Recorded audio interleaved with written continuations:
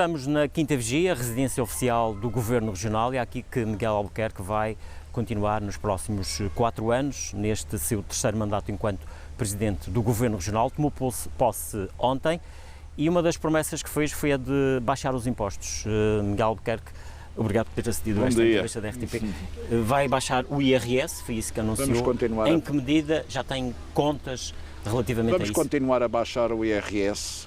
Vamos, como vocês sabem, nós fizemos a redução do IRS em todos os escalões. 30% nos primeiros 4 escalões, o quinto escalão 15%, o sexto 9, 3, 3, 1.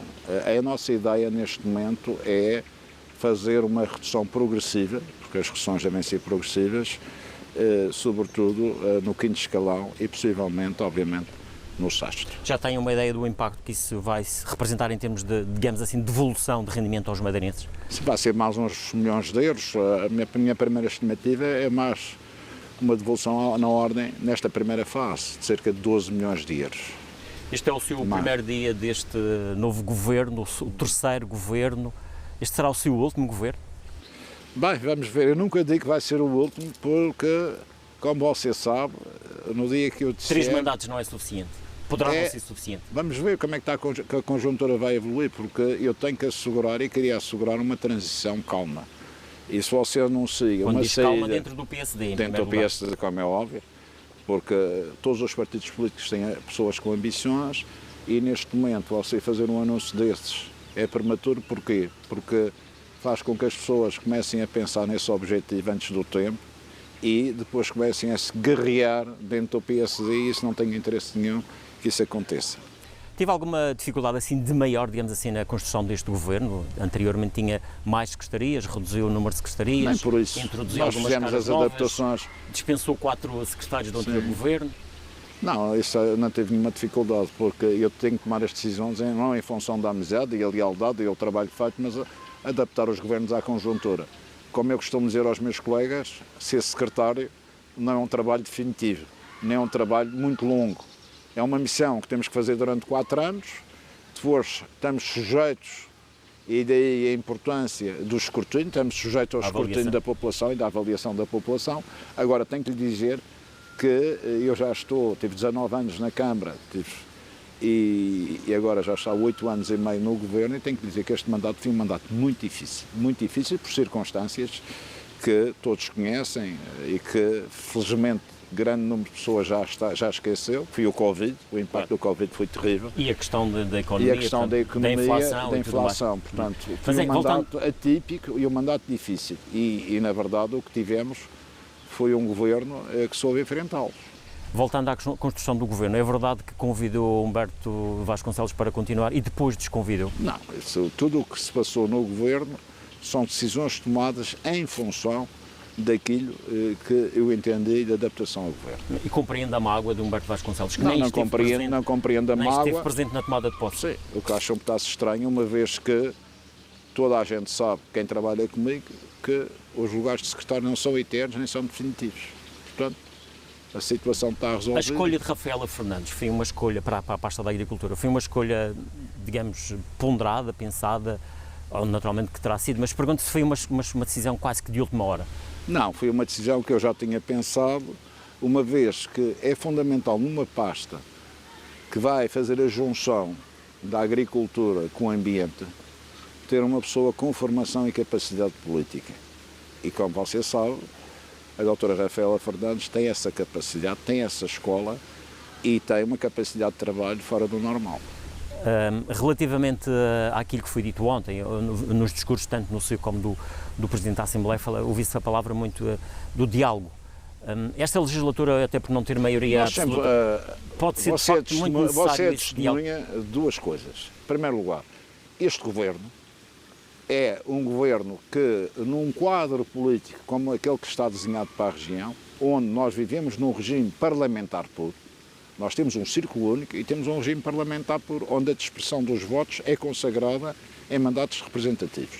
Nós, neste momento, temos 9 partidos na Assembleia. No anterior governo, tivemos um governo de incidência parlamentar e de incidência governativa que sempre esteve presente na Assembleia. Quando nós falamos do diálogo, é a capacidade de sermos submetidos ao escrutínio parlamentar e temos a capacidade de apresentar no Parlamento e discutir no Parlamento aquelas que são as questões para a Madeira. Porque a base da nossa democracia é o Parlamento. E se houve governo e há governo que vai ao Parlamento, foi este. Todos os que foram... Quando falam no diálogo, na estabilidade... Sim. Deixa-me só acabar. Portanto, em primeiro lugar, este é um governo, à semelhança do anterior, que se submete ao escrutínio parlamentar sem nenhum problema. E eu, pessoalmente, vou todos os meses ao Parlamento, mas a circunstância de discutir o programa de governo, o orçamento e o debate anual, para além de todos os meses vou ao Parlamento. Portanto, eu acho que há poucos chefes de governo, a não ser o inglês, que vai tanto ao Parlamento como eu. Em segundo lugar, nesta conjuntura, nova conjuntura, nós temos que adaptar o governo a um acordo de incidência parlamentar, onde uns partidos que suportam o governo têm um representante no Parlamento, e isso vai obrigar a que haja, do meu ponto de vista, uma maior assertividade relativamente às questões que são discutidas. Ou seja, por isso mesmo, é que na coordenação política eu fiquei com os assuntos parlamentares. Porque, neste momento, como você tem um acordo de incidência parlamentar, onde um dos elementos do partido que suporta o governo não faz parte do governo, há que discutir um conjunto de questões da agenda política previamente no quadro parlamentar. Significa que vamos ter o Presidente do Governo mais vezes no Parlamento ou não? Não, nós vamos fazer... Vai estar mais, digamos, mais atento. Portanto, nós temos que, possivelmente, algumas das questões, muitas vezes surgem à última hora, já não dá para isso, vamos ter que fazer o agendamento com mais previsão, o agendamento político, ou seja, temos que antecipar os problemas, a não ser que seja um problema de última hora, tomadas de decisões como tivemos quando do Covid, mas no essencial vamos ter que ter um timing de maior diálogo com os nossos parceiros no Parlamento. Também falou muito ao ter a questão da estabilidade. Receia que esta nova geografia parlamentar, digamos assim, onde não tem maioria absoluta, tem o apoio do PAN, ela possa em algum momento falhar? Não, eu vou fazer tudo para não falhar, não é? Também vaticinavam no outro governo que isto ia correr mal com o CDS e correr bem. Eu acho que é importante as pessoas perceberem que, em primeiro lugar, que o PSD ganhou as eleições, que o PSD ganhou as eleições em 52 das 54 freguesias, ganhou em todos os concelhos da região e há uma vontade expressa do PSD liderar o governo.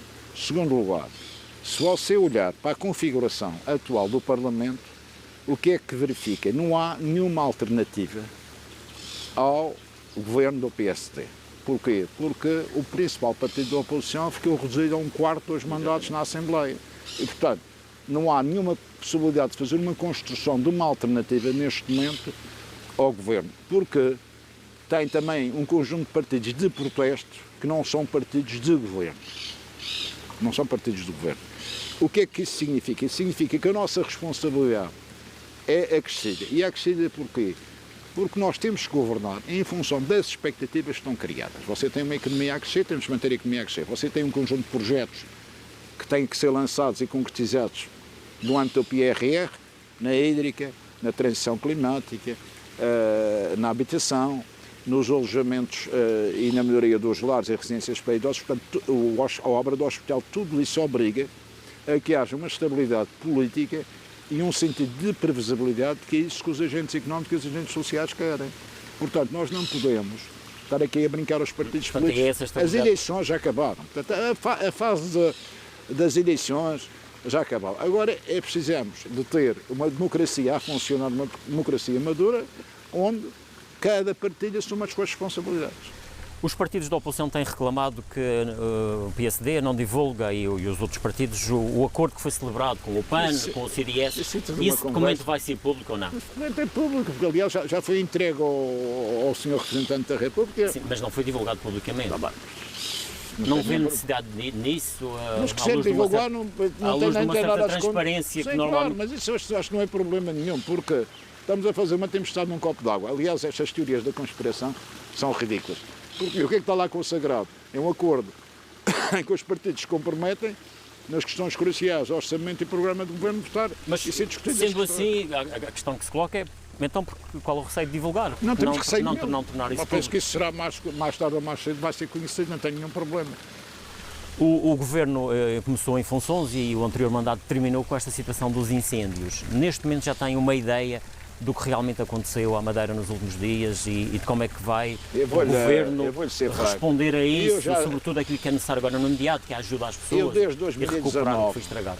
aliás, os 19 anos que eu tive na Câmara, mais os 8,5, tenho tudo contabilizado. Apanhei 23 incêndios. Já tem muita experiência nisso. Portanto, o que é que aconteceu? Toda a gente percebeu o que é que aconteceu. Nós tivemos um verão atípico com temperaturas elevadíssimas. Aliás, não foi por acaso que neste verão, desde o dia 1 de junho, o helicóptero fez 35 intervenções com 250 horas de voo a fazer face aos fogos, a maioria deles de origem criminosa, que foram postos nestas serras.